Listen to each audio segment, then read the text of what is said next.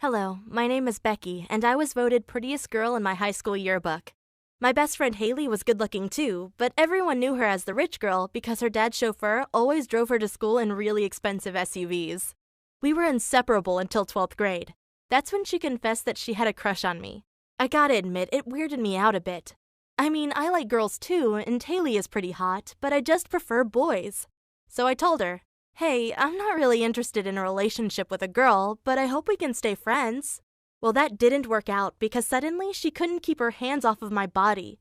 When she sat next to me in chemistry class, she would always put her hands under my skirt and massage my thighs. And one time she even pulled up my underwear, which really hurt. She was so annoying that I finally gave in and said, "Okay, let's start dating for a few weeks, but don't get your hopes up." Well, being in a relationship with her turned out to be much better than I had thought, but not because I loved her, but because she was so rich that I could quit my side job. Suddenly, I had so much free time, and I loved it, even though Haley was super possessive. She always sent me annoying messages like, "Where are you?" or "I miss you." Anyway, when I went to college, I got to know this really cute boy. He was incredibly handsome, and the more we talked to each other, the more I realized that I actually wanted to be with a guy. That's why I told Haley, "Hey, you know I like you a lot, but recently I realized that I'm more into boys." She responded, "I see that you're confused, so just give me some more time to convince you otherwise." I said, "Okay, let's try some more time." But I already knew that our relationship wouldn't work out. I only stayed with her so I didn't need to get a side job again. Of course, I felt bad about exploiting her, but she wasn't an angel either. She made clear that she was the boss in our relationship because I depended on her money. Her favorite thing was to dress me up in costumes. And then she would give me orders like, "Be a cat." And then I would have to act like a cat while she would pet me.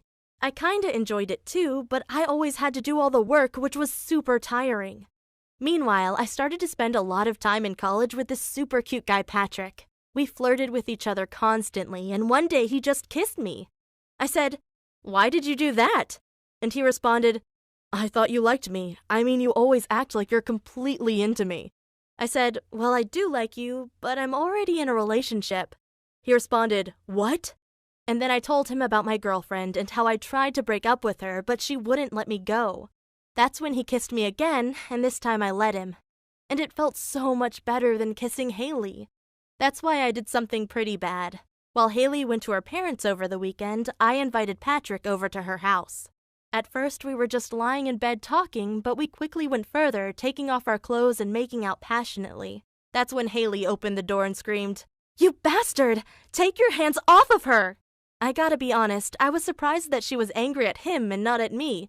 She came to our bed and jumped on Patrick, trying to beat him up. Of course, he was much stronger than her, so he laughed while wrestling with her. It was so bizarre. But Haley was seriously angry. When she realized she couldn't hurt him, she took a lamp and threw it at him. Luckily, he pulled his blanket up in time so the lamp didn't hit him, but Haley was turning into a complete psycho and I got scared. I wanted to leave her house, but I felt like I owed her an apology. But before I could say anything, she said, "Okay, I get it, you don't love me the way I love you." And I responded, "Yes, but it was still wrong for me to betray you with some guy." She said, "No, I don't care anymore. If you want to date this guy, go ahead. But here's my offer. What if you date both of us? In exchange, I will let you continue to live here and I will continue to pay for all your expenses." Well, that sounded like a pretty sweet deal, so I said yes. But afterward, she started treating me like a servant. She would lie in bed and tell me to bring her a sandwich, or she'd make me give her a massage. Of course, I always had to dress in a way that aroused her, but her weirdest thing was using me as a plate to eat from. For example, she would put spaghetti on my belly or on other parts of my body and eat them from there. It felt like I had two jobs, college and being her sugar baby. Anyway, one day Haley gave me a sleep mask and said she had a surprise. When she told me to take it off again, I saw her sitting on my boyfriend Patrick's lap. Of course, I got angry because I wanted to have a serious relationship with Patrick. But now it was all about, you know what. When I refused to sleep with both of them at the same time, they got really angry and started insulting me. Patrick even went on his knees, begging me to change my mind. Jeez, he had such a cute face that I just couldn't say no and gave in. But guess what? While I didn't enjoy being with both of them at the same time, Haley developed a taste for my boyfriend. Suddenly, she was inviting him over to her house every single weekend. And one time they met up without even telling me about it. Suddenly, I felt jealous and thought that Haley was trying to steal my boyfriend away from me. So I gave Patrick an ultimatum. Either he would exclusively date me or Haley. However, he responded, "I will think about it." And that was definitely the wrong answer. At this point, I'm sick of both of them. And as soon as I graduate college, I'll break up with both of them. Life's hard when you're a single mom. I fell pregnant when I was 16, and my daughter's father said he didn't want to be a parent so young, so he dumped me when I wouldn't have a termination. I dropped out of school when I had the baby. I called her Tamsin. It was tough taking care of her alone. She didn't seem like other children. She needed a lot of extra care. When she was 5, she was diagnosed with autism, which explained her behavior, but it didn't make things easier for me. I was 22. No college degree, no job, nothing. One day, I was looking through Craigslist for ways to make money. I found an ad which said, "Well-off 45-year-old male looking for a lady that likes to be well treated. We can start with coffee and exchange resumes. Your time is valuable, and I'll make sure you don't feel undercompensated. Hoping for a drama-free, mutually beneficial arrangement." It was obvious he was looking for a sugar babe. I'd never seen myself dating an older guy, but I was struggling to find work and still take care of my daughter, so I decided to send him a message, even though there wasn't a photo so I could see what he looked like. As I got ready to meet him, I felt really nervous, but I told myself it was going to be fine. I was doing this to build a better life for Tamsin. We met at a Starbucks, and he said his name was Mark. He was nothing like I expected. He wasn't 45. He was in his 50s and overweight. Still, Mark was easy to talk to, so although I wasn't attracted to him, I figured we'd get on okay. His 2 kids were grown up, and he'd been divorced for years. At the end of our first date, he said, "We should go out for dinner. I know a few good restaurants." I still wasn't sure I wanted a sugar daddy, but I said yes anyway. The restaurant we went to was incredible. My food cost over $100, and it tasted amazing. It was a nice place, but Mark was rather boring. I didn't really want to kiss him afterwards, but I did it anyway. Then he flew me and Tamsin first class to Hawaii. We stayed at a beautiful resort. It was lovely, but he spent so much money on me, I kind of felt guilty, like I owed him something, you know? Still, at least my money worries were over. Mark and I started seeing each other, but he didn't want us to move in together.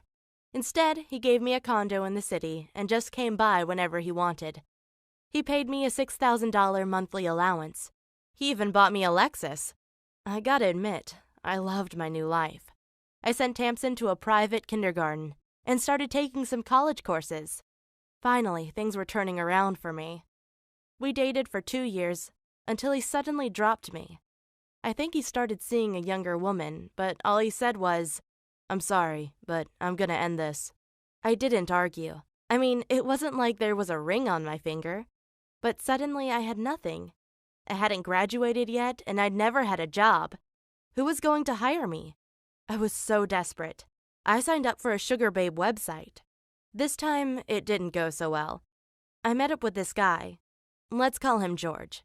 He was in his late 40s, and from the moment I met him, I had a bad feeling. I was too desperate to care, though, so I started dating him.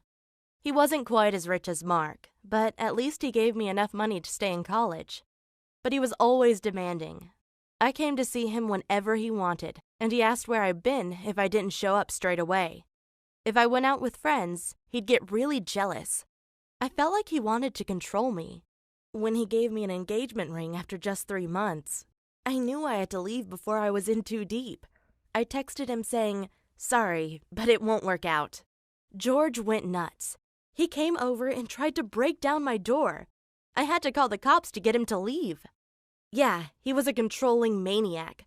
I should never have started seeing him. In the end, I took out a big loan to finance my degree and cover my bills. But it was worth it.